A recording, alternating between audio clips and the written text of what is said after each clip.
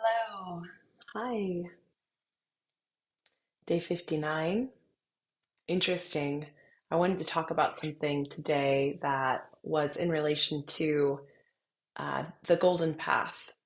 And in Gene Keys, there are several pathways that you can journey down that will help you in unlocking your hologenetic profile, your DNA makeup, and will speak to you on a cellular level. This morning, I was reminded of that listening to a Gene Keys Clubhouse and being guided through the attunement. And one of the wonderful teachers there brought to our attention the golden path and the cities within your golden path. So you can look at this activation sequence. It is the one that is in green if you run your chart on genekeys.com, which you can do for free. You just need to have your birth information. And it's a beautiful path. Richard suggests beginning with the golden path.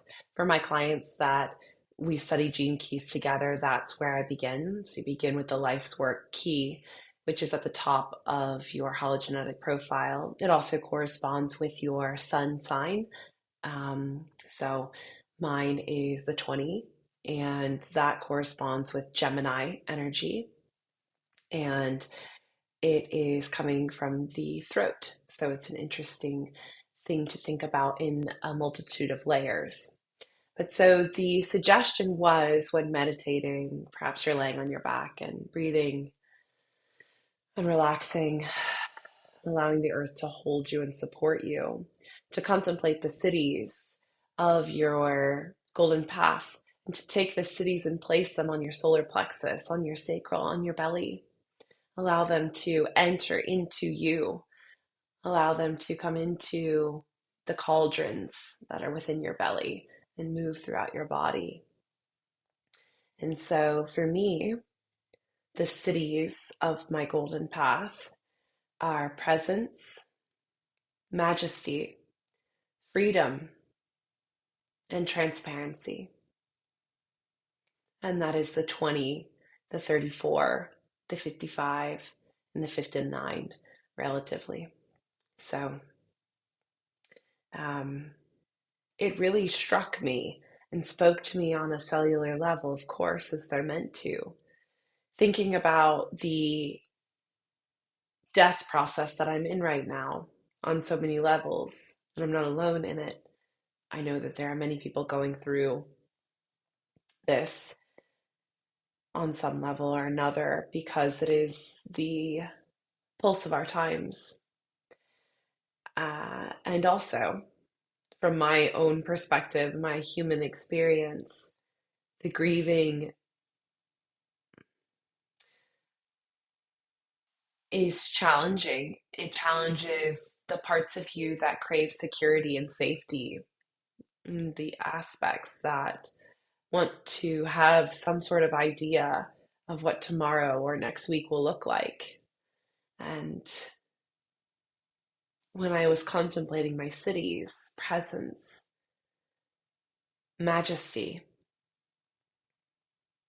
freedom, and transparency, I can see how this death portal that I'm in right now requires those energies from me.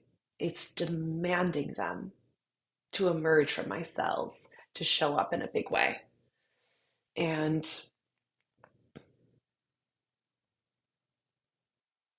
it's very challenging.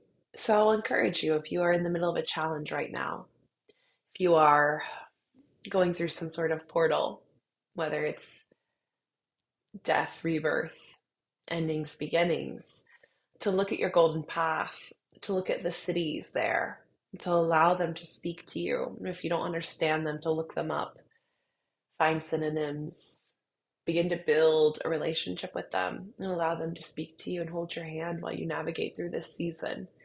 Nothing holds your hands quite like those cities do, in my experience. And bring them into your belly, bring them into the cauldron, into your power centers. Let them hold you.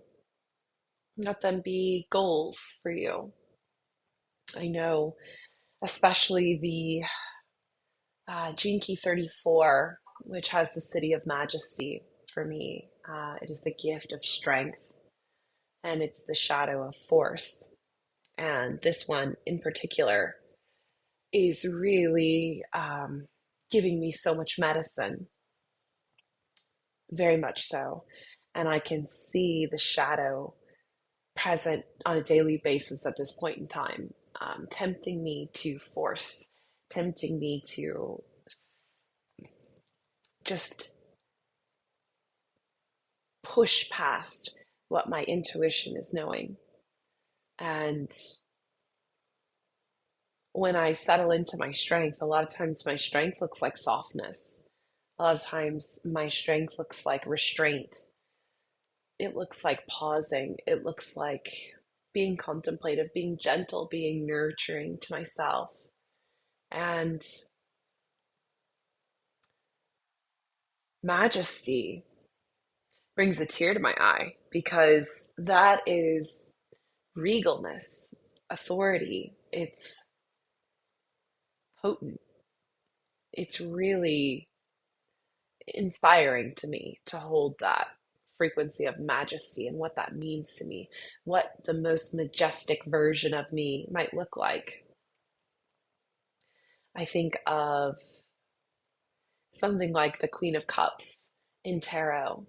She's so poised on her throne, so content to wait for the cue to move, and is unshakable in her knowing that she will feel the cups, feeling, that's emotions. She will feel when it's time to move, when it's time to take action, when it's time to delegate, when it's time to inform. She will know. And because the programming partner of the 34 is the 20, which is about self assuredness and presence, she will know in the now, and she won't know a moment before then. And so, force is when I am in superficiality. That's the shadow of the 20. Force is the shadow of the 34. And that's when I am making up a timeline in my own mind and moving based on that. So, you can see how important these keys are and how the shadows hold hands as much as the gifts and the cities hold hands. And for me, through my contemplation, what has brought me peace is the recognition of when I'm in my shadow and offering gentleness and offering the gifts to those shadows, offering the cities to those shadows to light the way as inspiration, to guide them back. And I hope that this will serve you no matter what you're moving through. I'm certain there's something. That's how it works being a human. And we are entering into eclipse season. And so it's here to really shake us awake. And I'll do a proper eclipse video, likely tomorrow or the next day. But I will ask my community to say a prayer for me and my family, to hold the intention of light, of presence, of majesty, of freedom and transparency for us as we continue to expand into a new season tomorrow. Tomorrow is a very pivotal day for us in our new journey. And um, I feel very uncertain. And also, I feel very faithful to the knowing that all of these shifts are happening for the betterment of all involved. And holding on to that hope and that knowing is bringing me so much peace during a process that is very much so outside of our control. I love you all. I'll see you tomorrow, and I hope this inspires you to hold hands with your cities.